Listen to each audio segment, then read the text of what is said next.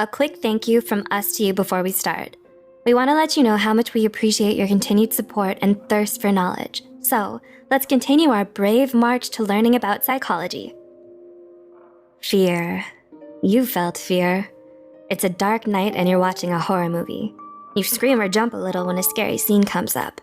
Or you're plunging down the big drop on a roller coaster and your palms are sweating while you yell from the thrill. We're not talking about that kind of fear. Sometimes, fears become excessive and irrational to the point where we can't function normally. The intense worry and avoidance caused by these fears can interrupt day-to-day living, causing panic when that fear is encountered.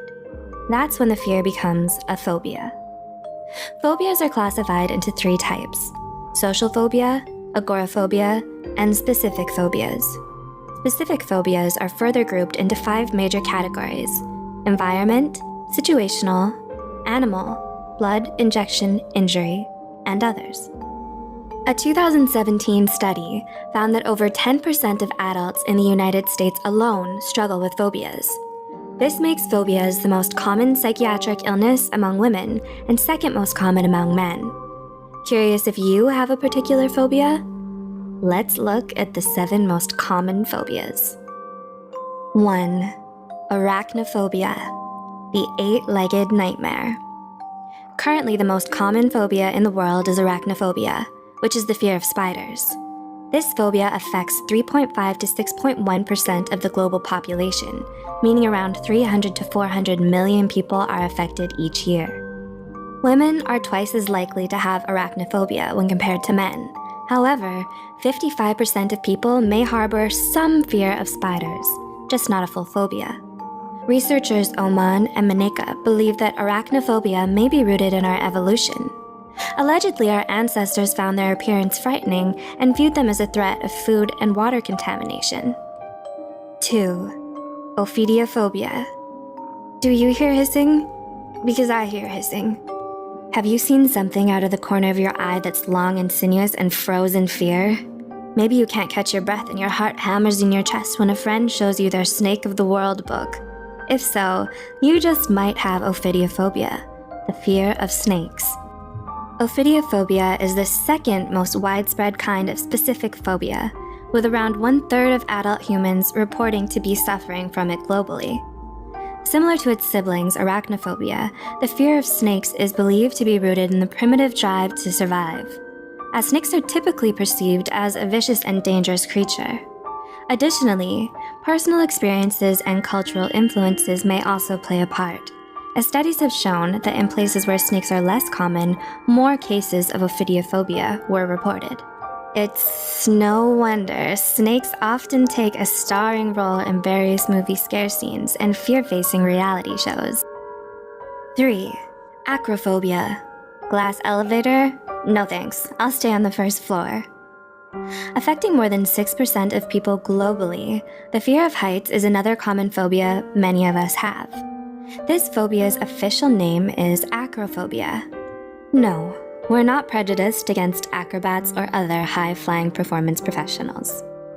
Intuitively, it makes plenty of sense why we'd learn to be afraid of heights. The research alleges that this phobia may be the result of an evolutionary adaptation, like many things. This adaptation developed to help keep us from falling to our deaths. A little of this can be helpful to prevent us from taking unnecessary risks. However, if it gets out of hand and escalates, it could lead to extreme daily difficulties. You might have a severe aversion to common structures such as bridges, towers, steep staircases, and other perceived high places for fear of triggering a panic attack. So, take a deep breath, grab a buddy, take it one small step at a time, and let's look at the next phobia. 4. Aerophobia. AKA, so how long will it take to get from California to Tokyo? By car? Aerophobia refers to the fear of flying, and it affects around 10 to 40% of American adults. Are you thinking right now, sure, humans don't fly naturally, so fear of flying is understandable? Well, while that's true, aerophobia is actually logically irrational, given that airplane accidents are so rare. Statistics report that traveling by plane is actually much safer than traveling by car. Nonetheless, people with agoraphobia avoid flights as much as they can, which can be problematic for work requirements or long-distance relationships. 5. Cynophobia. Did you say puppies? I think you pronounced demon hound wrong. Puppies, doggos, happy wagging tails, and those soulful eyes, and those sharp, pointy teeth with their scary sheen. Wait, what? Let us remember again that phobias are, by definition, irrational. The fear of dogs, official name cynophobia, may be less common than the fear of snakes and spiders. However, it can be just as, if not more, debilitating. Just consider how many pets and stray dogs are present in any given neighborhood. That kind of prevalence makes it virtually impossible to avoid them completely. Unfortunately, this means cynophobics experience intense and frequent dread, anxiety, and even panic. Cynophobia could be caused by a traumatic childhood experience, such as being chased or bitten by a dog, that was never addressed or otherwise fully resolved. Getting proper help and following professional therapy advice could not only make day-to-day life more livable, but allow you to revel in the wonderful world of dogs. 6. Trypanophobia. Would it be possible for me to take all my vaccinations in pill form? Next up, we have trypanophobia, the fear of injections. Ever seen the huge, strong sports guy break out into unprovoked tears when it was his turn to get vaccinated at school? Or seen the undisputed tough girl pass out when being asked to donate blood? Maybe they have trypanophobia. While it's normal to be afraid of injections as children, statistics report that the fear persists in approximately 20 to 30% of adults, escalating to become trypanophobia. Trypanophobics stringently avoid medical treatments, hospitals, and doctors. As you can imagine, this is incredibly risky to their health. How bad can it be, you ask? Well, the fear can be so intense that most would faint at the mere sight of a needle. An interesting bit of trivia: trypanophobia is the only kind of specific phobia that is found to run in families. And 7. Mysophobia. Antibacterial hand gel? Check. Gloves? Check. Hazmat suit? Check. Maybe I need a bubble. Lastly, another common phobia shared by many, and even some well-known celebrities, is mysophobia, better known as the fear of germs. The term was first coined in 1879 by psychologist William Hammond, who believed that mysophobia was a symptom of OCD. This has since been debunked by the discovery that most people who have mysophobia aren't actually OCD. Mysophobia can manifest as excessive cleaning, compulsive hand washing, and extreme avoidance of bacteria and germs, such as frequent or constant use of gloves, face masks, and other perceived germ-blocking attire. In extreme cases, mysophobia can cause people to become shut-ins, cutting themselves off from the outside world for fear of being contaminated.